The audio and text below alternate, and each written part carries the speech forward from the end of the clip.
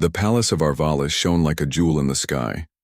Its tall crystal towers touched the clouds, and its silver walls reflected the twin suns of the alien world. Inside this palace lived Princess Celira, heir to the throne and symbol of hope for her people. From far away she seemed perfect, tall, graceful, and wrapped in shimmering royal garments that glowed faintly in the light. But behind her calm face was a heart filled with scars that no one could see. For years, suitors had come from across the galaxy. Some came with wealth beyond imagination. Others came with fleets of ships and armies, promising to make the empire powerful and unbreakable. Some were cunning politicians speaking honeyed words about peace and alliances, yet every one of them was rejected. The council, a group of old advisors, grew restless. They whispered in their private chambers. "The princess must choose," said one advisor. "Without her alliance, our enemies will surround us. Already the borders are weak." Another added, "She rejects everyone. Perhaps she is too proud, too stubborn." But they did not understand. Celira's refusals were not out of pride. They were out of pain. Years ago, when she was younger, she had trusted too easily. A suitor had come then as well, one who spoke of loyalty and unity. She had believed him, opening her heart just enough to imagine a future with him. But that suitor betrayed her. He had used her trust to spy on the empire, passing secrets to enemy powers. His betrayal had nearly brought Arvalis to ruin. Only by her father's sacrifice had the empire survived. From that day, Celira swore she would never be fooled again. She would never trust pretty words, nor fall for promises of power. Her people saw only her coldness, but she carried the memory of that betrayal like a chain around her heart. And so, when suitors arrived at the palace gates, Celira greeted them. With the same steel gaze. One by one, she tested them. She asked them difficult questions about her people, about sacrifice, about loyalty. She looked into their eyes for truth. But she found none. Some were arrogant, demanding her hand as if she were a prize. Some were greedy, speaking only of trade routes and armies. Others tried to flatter her beauty, but their words were empty. She rejected them all. Still, the council begged her to reconsider. "Your Highness," they pleaded during one gathering, "our enemies grow stronger. The warlords of Vanar prepare their fleets. We need an alliance. You cannot refuse every suitor." Celira's voice was calm but firm. "Would you have me bind our empire to liars, to opportunists who see me as a crown, not a person? If I choose wrongly, our people will suffer more than if I choose not at all." Her words silenced the council, but their unease did not fade. Behind her back, they muttered about finding ways to pressure her. Celira knew this. She knew they doubted her, but she would not bend. She carried not only the burden of her crown, but also the wound of her past. Trust was no longer simple for her. It was dangerous. In the quiet of her chambers, when no one watched, Celira would sometimes walk to the great balcony overlooking the capital city. From there, she could see the people of Arvalis going about their lives, the traders in the glowing markets, the children chasing each other through the crystal streets, the guards standing tall at the gates. They depended on her. Every one of them. She whispered to herself, "I will protect you, even if it means I must stand alone." But deep inside, a hidden part of her longed for something she dared not admit. She longed for someone who would see her not as a princess, not as a key to power, but as Celira, the person behind the crown. Yet every time she thought of this, she quickly pushed it away. Such a thing was impossible. The galaxy was too full of ambition and greed. No one could ever truly understand her. The palace grew busier as more suitors arrived. From distant star systems came beings of all shapes and forms. Tall insectoid warriors clad in armor, elegant humanoids dressed in silk-like robes, and even mechanical envoys representing machine empires.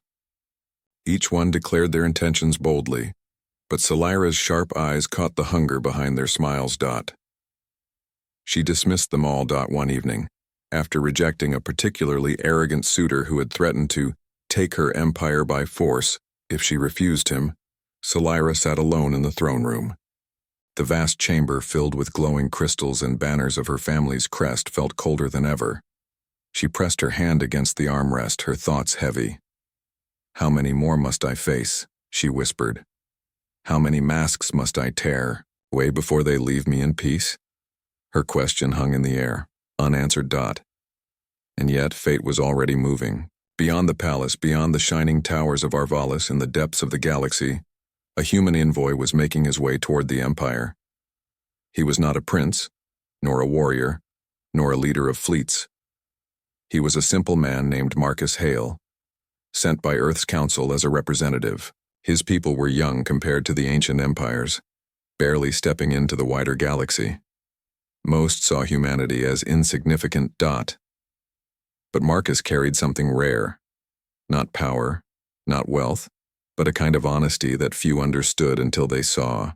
While Salira stood in her palace believing that no one in the stars could ever break through her guarded heart, the universe was quietly preparing to prove her wrong. For soon, the human would arrive. And nothing in her life, or the Empire's fate, would ever be the same again. The palace gates of Arvalis opened once again. Another envoy had arrived, but this one was different. He did not step down from a shining warship, nor was he surrounded by guards dressed in golden armor. Instead, a small shuttle landed quietly in the courtyard, carrying a single man. His name was Marcus Hale, representative of Earth. Earth was a young world in the eyes of the galaxy. Its people had only recently discovered faster-than-light travel. Compared to the great powers of the stars, the machine empires, the insectoid swarms, the crystalline dynasties, humans were seen as children playing in the dark. They had no fleets of endless battleships, no advanced weapons, no centuries of alliances. Many of the alien nobles laughed at them, calling them weak and unimportant. And yet, Marcus walked forward with calm steps. He was not tall like the insectoid warriors, not graceful like the crystalline nobles, not radiant like the starborn emissaries. He was simply human. His dark hair was slightly messy from the journey, his clothes plain compared to the jeweled robes of others. He carried no weapon, no crown, no gift chest filled with riches. The guards at the gates looked at him with suspicion. Some smirked, as if expecting him to stumble in fear, but Marcus only nodded politely and waited to be allowed inside. Word of his arrival spread quickly through the palace. The council gathered in a private chamber, their voices filled with disbelief. "A human here? As a suitor?" one counselor exclaimed. "This is absurd," another said. "Their world barely has colonies. What could he offer the princess?" "They must think us desperate," a third muttered. But the law of the Empire stated that every envoy, no matter how small their world, had the right to stand before the princess, and so they could not deny Marcus his chance. Princess Salira sat on her throne when Marcus entered the grand hall. Her gown shimmered like liquid crystal, and her crown glowed softly under the light. She looked down at the man who dared step forward without guards, without treasures, without fear. She studied him carefully. Unlike the others, he did not bow too deeply, nor did he shout praise. He simply placed one hand on his chest and said in a steady voice, "Princess Salira, I am Marcus Hale of Earth. I come not to impress you with wealth or power, but to represent my people and to learn from yours." The hall was silent. The council members exchanged shocked looks. Never before had a suitor spoken with such plainness. Salira narrowed her eyes. "You come with no gifts? No fleets? No promises of conquest or trade? What do you expect me to see in you, human?"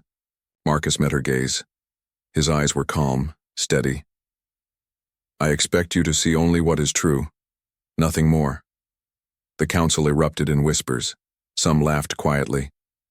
"He will be rejected within minutes," one whispered. But Salira did not dismiss him immediately. Something about his words caught her attention. Most suitors tried to overwhelm her with pride, or flatter her with flowery promises. This human, however, spoke as if he had no fear of losing. It was strange. She decided to test him. "You say you bring no gifts," Salira said. "Then tell me, Marcus of Earth, why should my people even listen to yours? What makes your kind, Worthy of standing in this hall? Marcus thought for a moment before answering. Perhaps nothing makes us worthy yet, but we are learning. We are a young species, yes, but we endure. We rise from mistakes, we adapt, and we try again. We do not claim perfection, but we do not stop moving forward. His answer was not what the council expected. They shifted uncomfortably, unsure how to respond. Celira's eyes softened slightly, though her voice remained sharp. And what of me, human? All others come to me with dreams of crowns and empires. What do you seek? Marcus's reply was simple. I seek only honesty between us. If you wish to reject me, do so. I will not be offended, but I will not lie to you, nor pretend to be something I am not. For the first time in years, Celira felt her guard falter, if only by a small measure. This man, standing alone, carried no ambition in his voice. She could not sense greed or arrogance. It unsettled her more than any flattery ever had. To the council. However, Marcus was nothing more than a fool. They whispered again. This is a waste of time. Humans are weak. They have nothing to offer. But Celira raised her hand, silencing them. She leaned forward slightly on her throne. Very well, Marcus. If you truly wish to stand before me, then I will test you, as I test all who come. My questions are not easy. If you fail, you will leave this palace and never return. Do you accept this? Marcus nodded without hesitation. I accept. And so the trial began. Celira asked him questions that had broken the confidence of many suitors before him. She asked of sacrifice. If saving your people meant losing yourself, what would you choose? She asked of loyalty. If given great power, how would you use it? She asked of fear. What do you value when all else is taken away? Other suitors had answered with grand speeches, trying to sound noble. Marcus, however, answered simply, sometimes even admitting weakness. To save others I might lose myself, he said, but I would hope that in saving them, I would not truly be lost. If given power, I would use it carefully. Power is dangerous. It tempts even the best hearts. I would not trust myself too much. What do I value? Hope. Even when all is gone, if there is hope, then something can still be rebuilt. Celira listened carefully. She could sense no deception in his voice. Each word felt human, honest, imperfect, but real. For the first time in many years, she felt curious. When the trial ended, Celira dismissed the court for the evening. The council left in frustration, muttering about wasted time. But as Celira sat in silence, she thought of the human's eyes, steady, unshaken by her questions. She whispered to herself, strange, he seeks nothing, yet he answers as though he carries everything. Far away in his guest chamber, Marcus sat quietly, looking out at the glowing city of Arvalis through the window. He knew he had not impressed the council. He knew they saw him as weak. But he had not come to play their game. He had come to be himself. And though he did not know it yet, that choice, the choice to be true, even in the face of doubt, was the very thing that would begin to break the walls around the princesses. Heart. The human had arrived. And for the first time, Celira was not so certain of her own rejection. The next morning, the council gathered in the great hall, their voices sharp with discontent. The human's presence had unsettled them. Though he had not impressed them with wealth or power, the princess had not dismissed him either. That alone was enough to make the council uneasy. He is dangerous, one advisor whispered. Not dangerous, another corrected, but distracting. If the princess wastes her time on this human, we may lose alliances that matter. He must be tested, a third concluded. Let us see if his words carry weight, or if he is nothing but empty breath. When Princess Celira entered, the council bowed. Their leader stepped forward. Your Highness, he said with a careful voice, we propose a trial for the human. If he succeeds, then perhaps he is worthy of your notice. If he fails, then it will be clear that he is not fit to stand here. Celira raised her brow.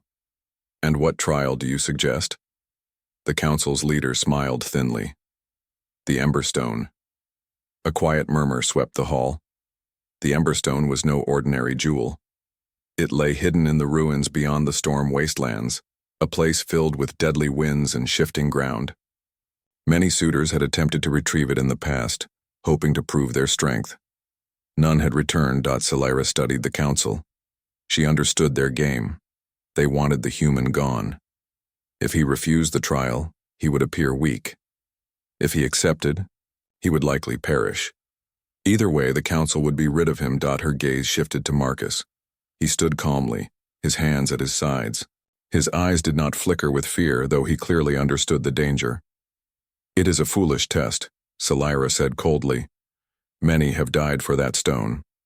But Marcus spoke before she could refuse on his behalf. If this is your challenge, I will face it. The hall fell silent. The counselors exchanged surprised looks. Celira's eyes narrowed. You would risk your life for a stone? She asked. Marcus shook his head. Not for a stone. For my word. I told you I would not lie. If I walk away now, then my words mean nothing. For a long moment, Celira studied him. There was no arrogance in his tone, no desperate attempt to impress. He spoke with the same quiet sincerity he always carried. Finally, Celira gave a slow nod. Very well. The trial begins. Marcus was given no army, no advanced weapon, no guide. The council allowed him only basic supplies. A pack of rations, a simple blade for defense, and a scanner to track the faint energy of the Emberstone. The wasteland stretched far beyond the shining city of Arvalis. The land was cracked and broken, carved by centuries of violent storms. Lightning often split the sky, striking the jagged rocks with blinding force. Few dared enter, for the storms could tear apart machines as easily as they shredded flesh. When Marcus reached the edge of the wastelands, the guards who escorted him stopped. This is as far as we go, human, one said grimly. Many have entered, none have returned. If you value your life, turn back now. Marcus only nodded. Thank you for the warning. And with that, he stepped forward into the storm. The winds howled around him sharp as blades. Dust and shards of stone cut at his skin. Marcus pulled his cloak tighter and pressed onward, each step sinking slightly into the loose ground. The scanner in his hand flickered, its signal weak but steady. The Emberstone lay far to the east. Hours passed. The storm grew stronger. Marcus stumbled often, his throat dry from the dust. He remembered the council's mocking eyes, their smirks as they handed him the supplies. They had sent him here to fail, perhaps even to die. But he also remembered Celira's face, calm, distant, yet watching him closely as he accepted the trial. He had not come to win her favor, but he would not break his word. By nightfall, Marcus reached the first ruins. Towers of black stone jutted out of the ground like broken teeth. Strange symbols glowed faintly on the walls, remnants of a civilization, long gone. Inside, the air was heavy and still. He lit a small torch and moved cautiously. The halls were filled with traps, crumbling floors, sharp darts triggered by hidden plates, and shifting walls that tried to seal him inside. Marcus was no great warrior, but he was clever. He tested each step, used simple tools to jam the mechanisms, and moved carefully, never rushing. At one point, a pit opened suddenly beneath him. He caught the edge just in time, his body dangling over darkness. His muscles burned, his grip slipping, but he forced himself upward, pulling his body back to safety. Lying on the stone floor, gasping for breath, he laughed softly. This trial isn't meant to test strength, he murmured. It's meant to break the spirit. But his spirit would not break. Deeper into the ruins, Marcus finally found the chamber of the Emberstone. It rested upon a pedestal of crystal, glowing faintly with inner fire. The scanner in his hand beeped rapidly, confirming the find. But as he stepped closer, the ground trembled. From the shadows emerged a guardian construct, an ancient machine forged to protect the treasure. Its body was tall, built of stone and metal, with glowing eyes like embers. It raised an arm, and a blade of light extended from its hand. Marcus froze. He had no advanced weapon, no armor. Only a simple blade and his mind. The Guardian attacked, its strikes heavy and fast. Marcus dodged, barely keeping ahead of the glowing weapon. He used the ruins to his advantage, slipping behind pillars, forcing the machine to swing wide. Each strike that missed chipped away at the crumbling stone. Finally, Marcus saw his chance. As the Guardian swung once more, he ducked aside, letting its blade smash into a pillar. The ancient stone cracked, and part of the ceiling collapsed onto the machine. Dust and rubble filled the chamber. When the dust cleared, the Guardian was still moving but weakened, its limbs struggling under the weight. Marcus did not try to destroy it. Instead, he rushed to the pedestal, grabbed the emberstone, and ran. The machine's glowing eyes followed him, but it could not give chase. Marcus disappeared into the storm once more, clutching the prize. By the time he returned to the city, Marcus was exhausted. His clothes were torn, his skin cut by the storm's blades, his body aching. But in his hand, he carried the emberstone. The council stared in disbelief as he entered the throne room. "Impossible," one whispered. "No human could survive that." Salira rose from her throne, her eyes fixed on the glowing stone in Marcus's hand. She saw the wounds on his skin, the dirt covering him, and the tired yet steady fire in his eyes. "You retrieved it," she said softly. Marcus placed the emberstone at her feet. "Not for power, not for glory, only because I said I would." The hall was silent. For the first time, Salira felt something stir within her guarded heart. This human had faced death not for ambition, not for wealth, but simply to keep his word. The council muttered angrily, trying to dismiss the act as luck, but Salira no longer listened. For the first time in years, the Princess of Arvalis saw someone who had proven loyalty not with words but with actions. And she could not forget it. The city of Arvalis shimmered under the twin suns, peaceful and bright. But that peace was fragile. Rumors of enemy fleets had reached the palace in the early morning, whispered by messengers breathless with urgency. War was coming, and no amount of crystal walls or flying sentries could stop it without careful planning and courage. Princess Salira stood on the balcony of the throne room, gazing over her capital.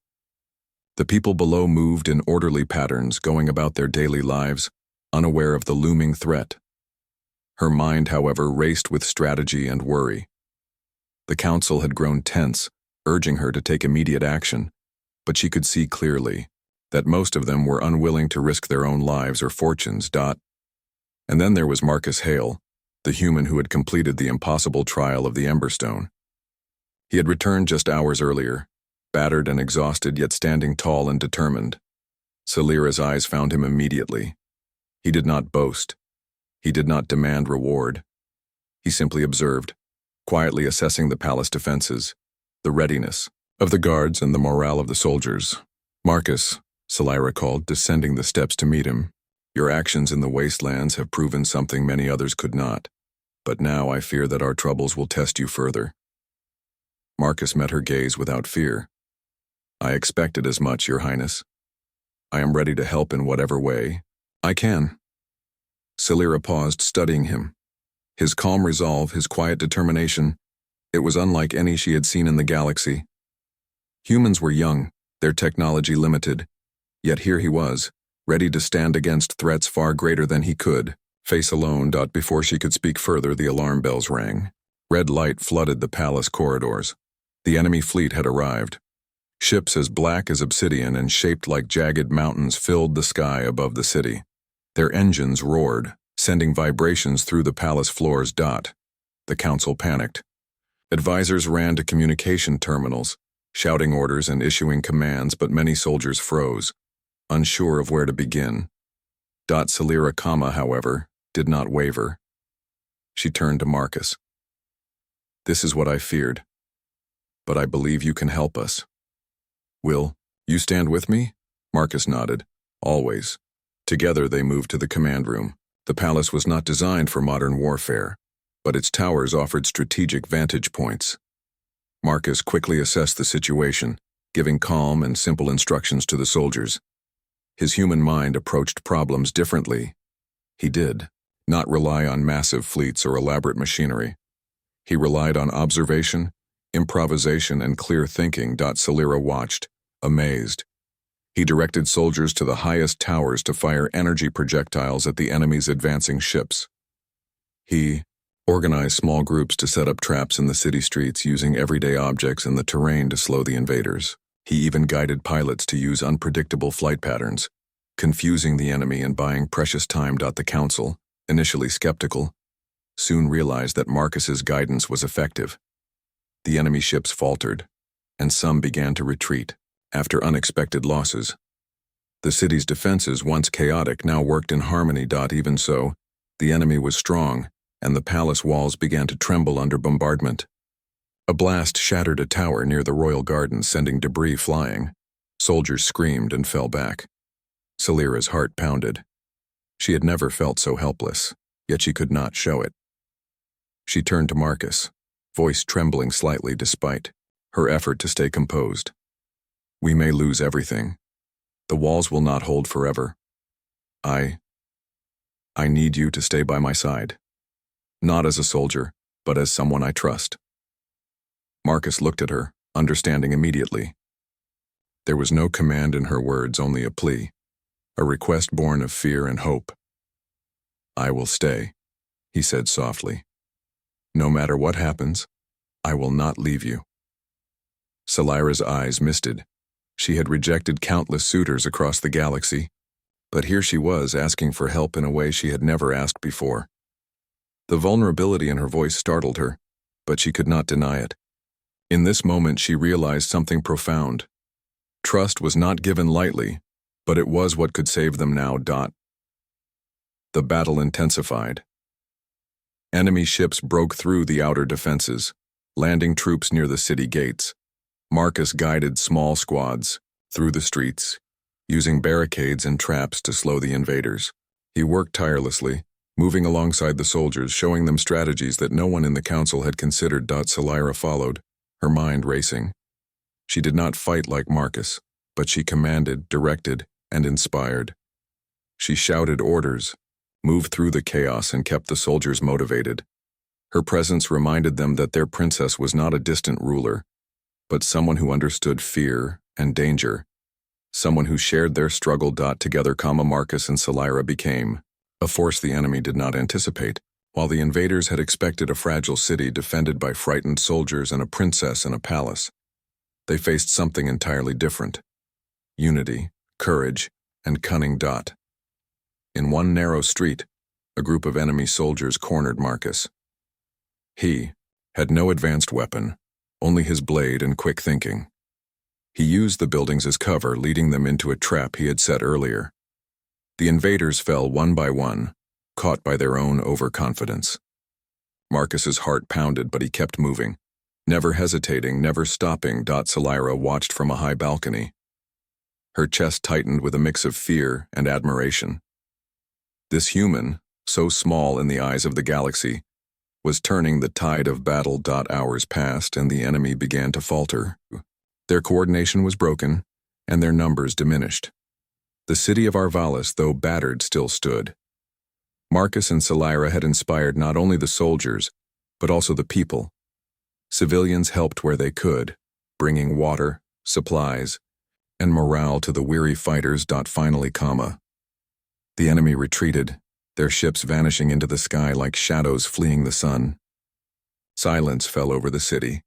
The streets were scarred, the buildings damaged, but the heart of the empire remained unbroken. Salira stood in the command room, her body exhausted, her hands trembling slightly. Marcus approached, calm, but weary. "You did it," she said softly, almost in disbelief. "You saved us. All of us." Marcus shook his head. "I did what I could. You led them, princess.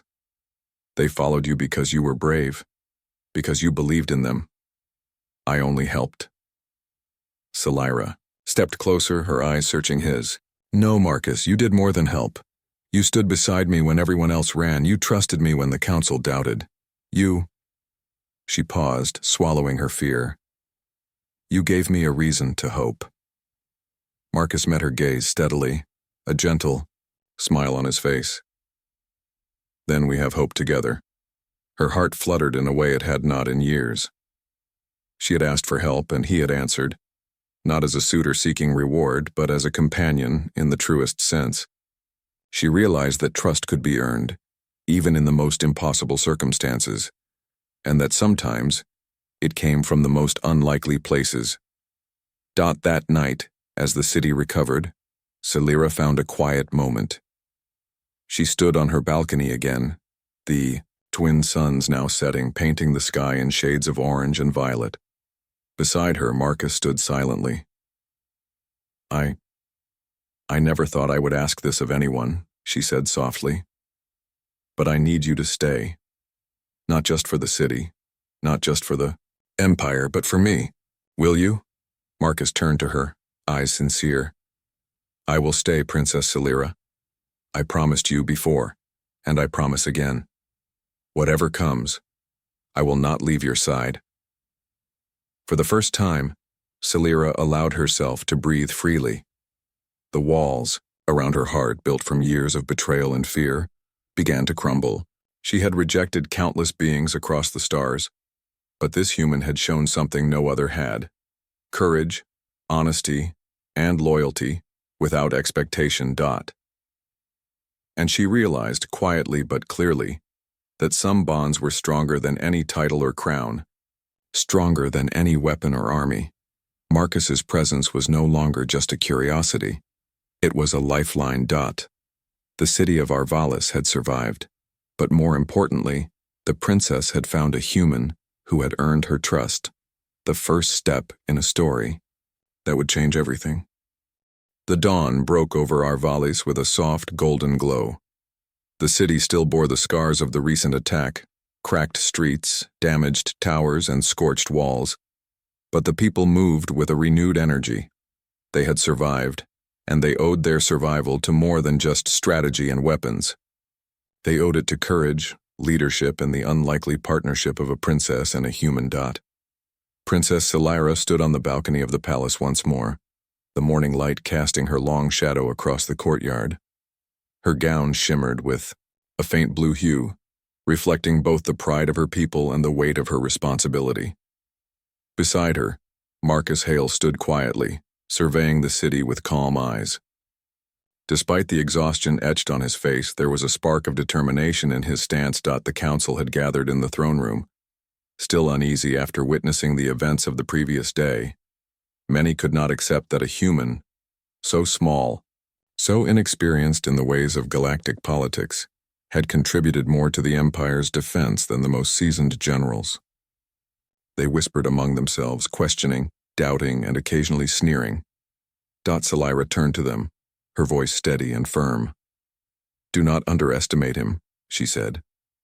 Marcus Hale of Earth faced dangers that would have broken even the strongest among you. He did so not for glory, not for reward, but because he chose to honor his word. That is strength. Strength you would do well to respect. The council fell silent. Some lowered their heads in grudging acknowledgement, while others fidgeted uncomfortably. Marcus himself said nothing, allowing Celira to speak for both of them. That was the way he had always acted, humble, practical, and steady. The task ahead was not yet complete. The enemy had retreated, but their fleet still lingered on the outskirts of the star system. Intelligence suggested that the Vanar warlords would return in greater numbers if Arvalis did not strengthen its defenses. Marcus and Celira moved quickly to organize the rebuilding effort. Marcus had learned much from the humans' own history of rapid adaptation. He implemented strategies that combined the best of Arvalis's advanced technology with simple yet effective tactics. Barricades were strengthened, patrol routes reorganized, and emergency communication lines set up. Soldiers trained in new formations, guided by Marcus's clear and precise instructions. Celira, meanwhile, addressed the people of the city. She did not speak as a distant ruler, but as a leader who had shared their fear and their struggle. Her voice carried through the streets, echoing in the hearts of every citizen. Arvalis stands because we stand together, she said. We are not defined by walls or weapons, but by courage and unity. Each of you fought yesterday. Each of you helped to protect our home. And together, we will ensure our safety and our future." The citizens cheered, a wave of hope washing over the city. It was a rare moment of joy in the aftermath of chaos, a reminder that even in the darkest times, courage could shine. Marcus moved among the soldiers and engineers, offering guidance, encouragement, and practical solutions.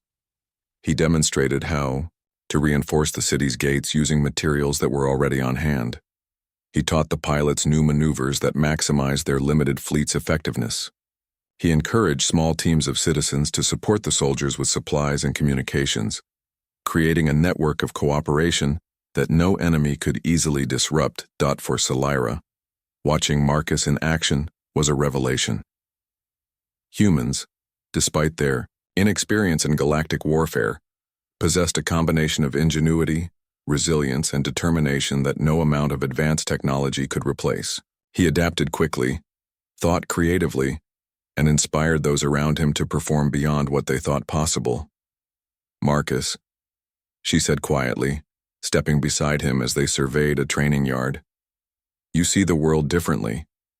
You find solutions we never imagined. It is remarkable." Marcus shrugged, a small, modest smile on his face.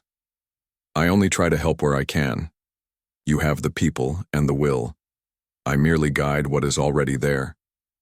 Scifi shook her head, smiling faintly. "You guide more than that. You guide me." He met her gaze, understanding without words. The bond between them had grown deeper than either of them had anticipated, not one of royalty and subject, but of trust, respect, and unspoken understanding. The Council, despite their initial skepticism, could not deny Marcus's impact. He had transformed chaos into order, fear into courage, and despair into hope. By midday, the city's defenses were stronger than they had been before the attack. Patrols moved efficiently, communication lines were reliable, and every soldier and citizen had a role in the defense of our valleys. Yet, the greatest change was not in the city, but in Princess Scifi herself.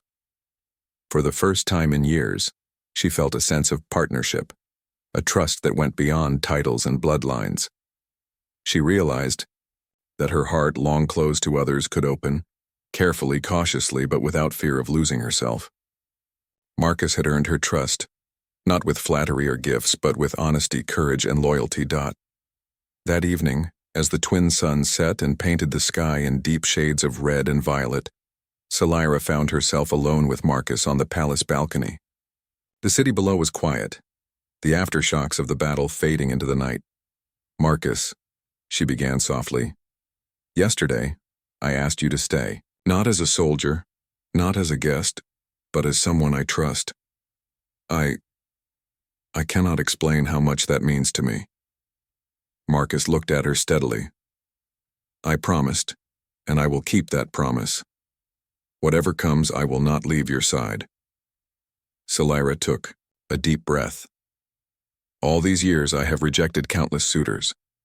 I believed no one could understand me. No one could share the weight I carry.